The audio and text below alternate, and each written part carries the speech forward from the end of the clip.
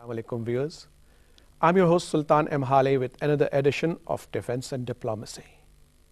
The province of Balochistan, which happens to be the largest province of Pakistan, is also unfortunately the most neglected. Subsequent governments have neglected it. But some movement has been made through the offering of the Aghaaz-e-Huquq Balochistan. But is it enough, or is it just a beginning? To study that, we have invited in our studio today two eminent analysts. We have with us Farrukh Khan Patafi, welcome. And we have Major Raja Mushtaba. The Prime Minister of Pakistan was the chief guest at a function in which 5,000 Baloch were graduated and inducted into the Pakistan Army. This is not a humble beginning, but we hope is one of many more. To discuss that, Farrukh, what is your opinion of this particular induction? Well, as you put it very aptly, I think it is a beginning, a very good beginning at that, but still a beginning. Remember earlier you were saying that this province has quite a baggage. It has history, a very long history at that of suffering. We have to remember this province is 44% of your total national territory. It has 6.6 million population, which is not much. If you want to solve the problems, you can. But not only that, the irony, Farrukh, is that this is also the richest province as far as mineral resources are concerned. That is true. But take Sui gas. Sui gas was discovered in 1954. True. Every major city of Pakistan was provided with Sui gas, but Quetta got its first Sui gas connections in 1984. That is true. And if you are going to talk about Sui itself, yesterday the Prime Minister himself said that they are actually trying to provide gas to Sui area also. You know, these are big problems that you have to resolve, but if you have initiative and commitment, you can do it. Unfortunately, ever since we have introduced this package, Aghaaz-e-Balochistan, Huquq-e-Balochistan package, we have not been able to take care of it, and we have not been that fast as we need to be. But maybe, as they say, it is better late than never.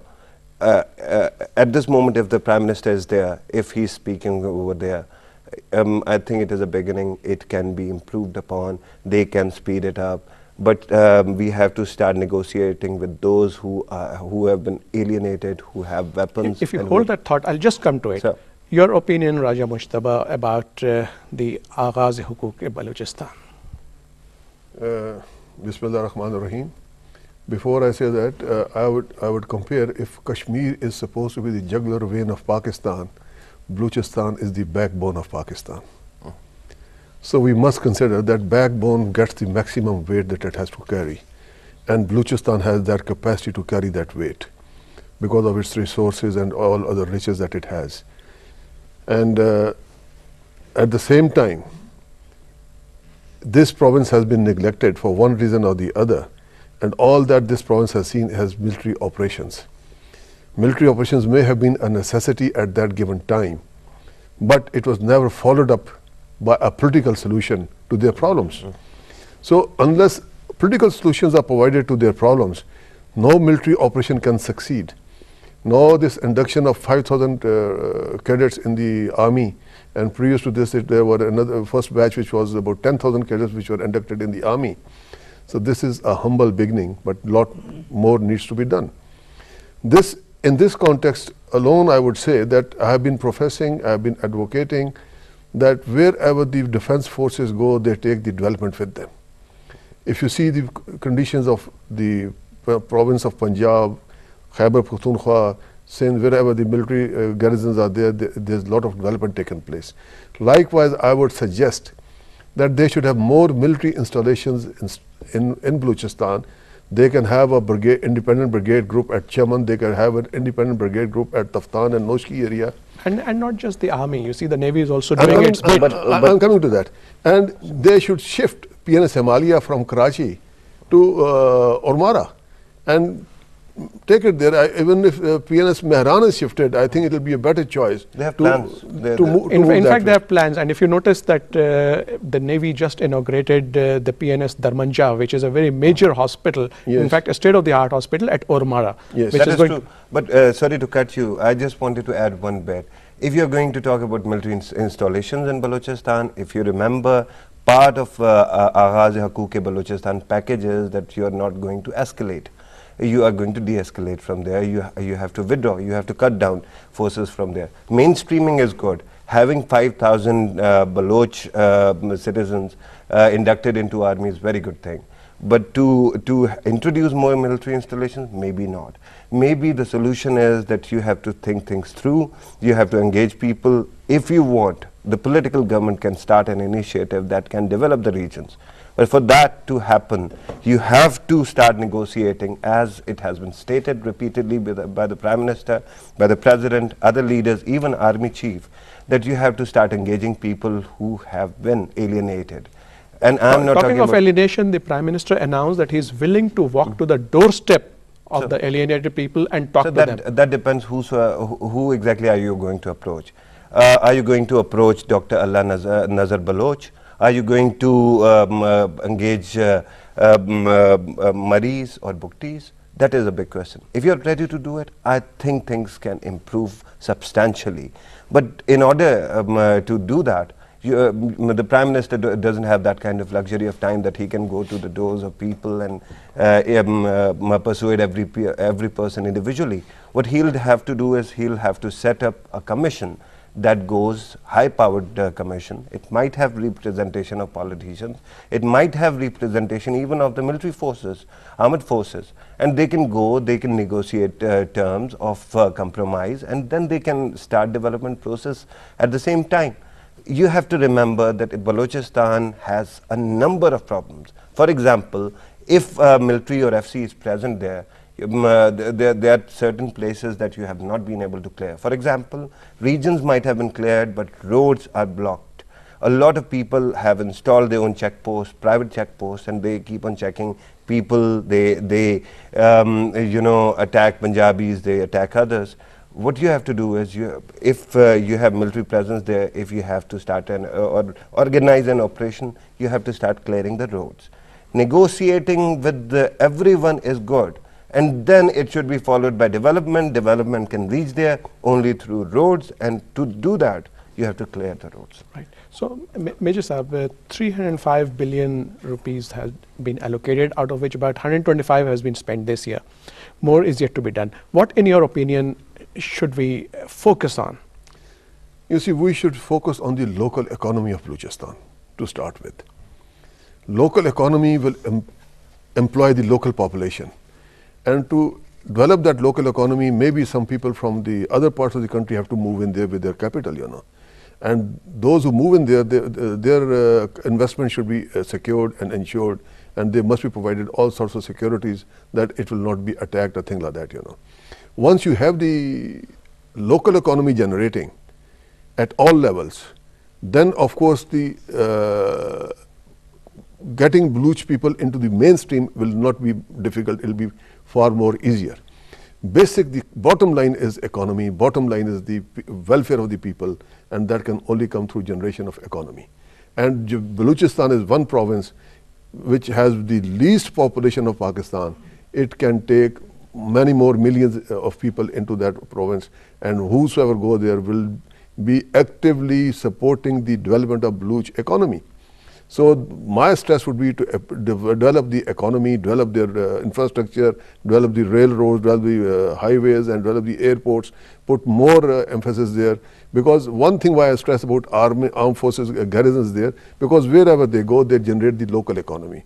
If you put a division in Khuzdar, so it means you have got about 25,000 troops over there, plus their families and things like that. They are going to put up a hospital there, they are going to put up schools and colleges there, they are going to fetch for themselves to eat. So that is not going to happen. Local people are going to supply all that. So the local people get into the role of that economy. But Major Saab, you see, the grouse of the Balochis is that they don't want too many garrisons over there. Perhaps that's what the point you were making. Yeah, For example, the hospital Dharmanja, which has been established, that is more acceptable because not only is it going to provide service, it is also having employment, especially Baloch women. They are, you know, finding work. They are getting training in Karachi, and coming back here over I would here. like to here I would like to add one thing, because it's not just because we want to place the troops there because of Balochistan itself, you know. No, now our western border is very, very hostile. We need to protect that border also. Now, without having the sufficient and the appropriate garrisons at the appropriate places, you cannot defend that border. Let's solicit Farooq's opinion. Actually, when Major Sahib was talking about economy or economic process, that should start. But remember, first of all, sense of ownership has to come there. Whatever projects are being installed, which have been started, like Gawada, a lot of other places, they have not been owned by the people. Either they don't have the due share of resources or the economic output, or they think that their rights have been usurped. And in order to do that, I don't have any problem in taking as many troops to Balochistan as they are. First, this is our army, and Baloch people are our people. The only problem is that, as you put it rightly, they don't own it at this moment. For starters, what we have to do is we have to de-escalate. We have to start building ownership, local ownership. If they are happy with any kind of suggestions, anybody sitting here in Islamabad wouldn't have any problems at all.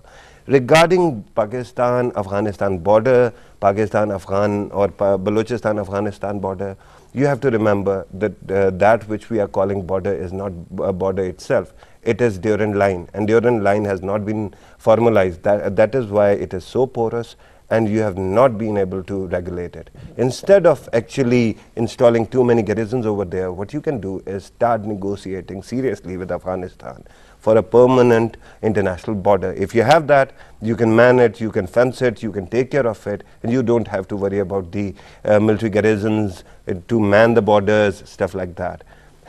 In addition to that, I should also mention here that no matter how many garrisons you have, a very hostile kind of smuggling takes place through Balochistan, which originates from Afghanistan, and we have not been able to stop it. And that trade actually generates all the capital for terrorists, may it be Taliban, may it be Baloch secessionist movements.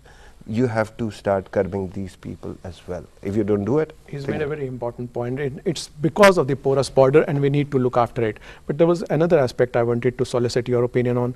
The Prime Minister mentioned zero tolerance for injustice. Very wise words. But look at it, that you see the example of the Hazaras. In just last month, we have had 3 major incidents in which the Hazaras were picked out of buses by insurgents and pointedly killed. How do we get rid of this kind of a serious injustice? Zero tolerance to injustice is a very tall claim, but nevertheless, it's a desired claim. To do that, zero tolerance to injustice, it is not only in Balochistan, it's elsewhere also in Pakistan. There are many people suffering. There are many people who have been deprived of their rights. There are many people who have been thrown out of their homes and their lands for one reason or the other. So injustice has, in fact, I just wrote a paper that it is basically the injustice that creates militancy in the people. If you want to stop militancy, you must stop injustice, you know. Once you provide justice to the people at their doorstep, the militancy will go down by its own self, you know, it will die its own death. So I would support that claim of the Prime Minister of zero tolerance, and I would request him to back it with actions and deeds and not merely words, you know. The Major says that he wants the Prime Minister to back it with action and deeds. Well, what's your opinion? I have serious problems with any word that is too abstract. Injustice is such a big word, as he has put it rightly. It is such a big and abstract word that you can continue interpreting it and you will take ages.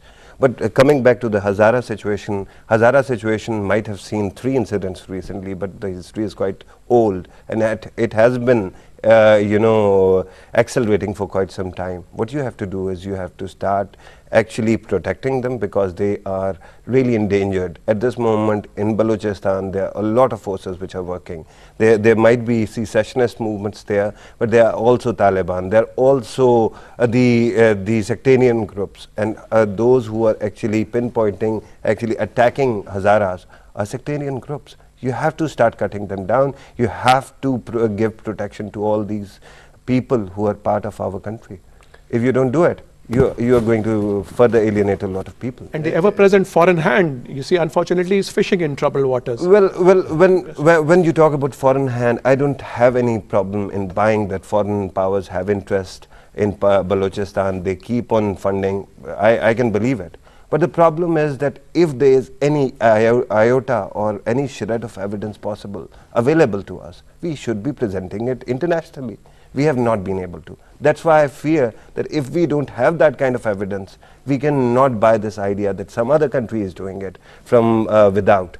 What we have to take care of is that whosoever it is funding these people, apart from our drug trade or the drug trade that crosses from our borders, apart from that, if there is any country which is supporting these groups are Pakistanis, and we have to start buying them back. Every person who can be sold to a foreigner has a price tag. You have to buy him back.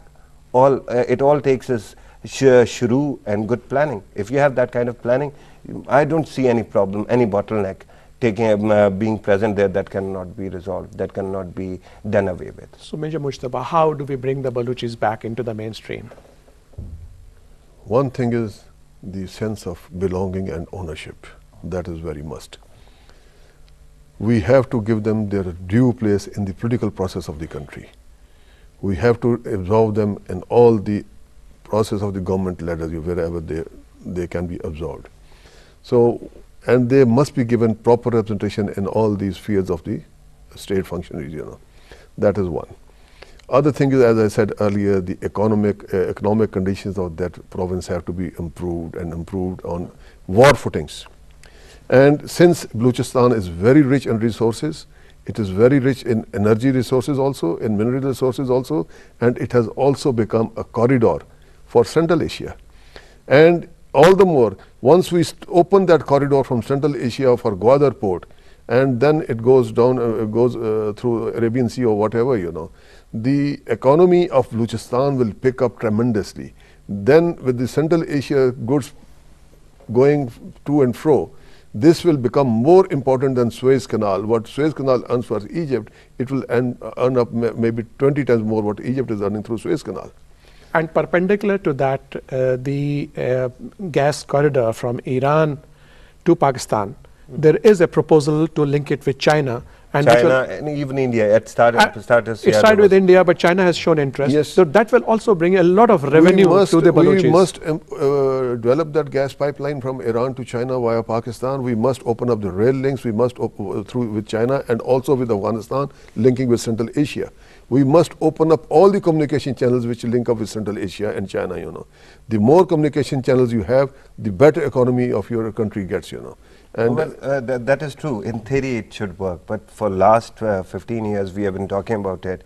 We have developed Gwadar port. We have not been able to really milk it properly. If you talk about IPI or IPC, whatever you may choose to call it, or TAPI or other projects, they have been on cards for ages, but we have not been able to benefit from it. Unfortunately, whenever we talk about Gwadar and its potential, what happens is we attract a lot of jealous people. Selig Harrison will start talking about dividing Pakistan into small pieces because Pakistan being a nuclear power, Pakistan being a big country, Pakistan having a good population can benefit and become a superpower. It can benefit China or others.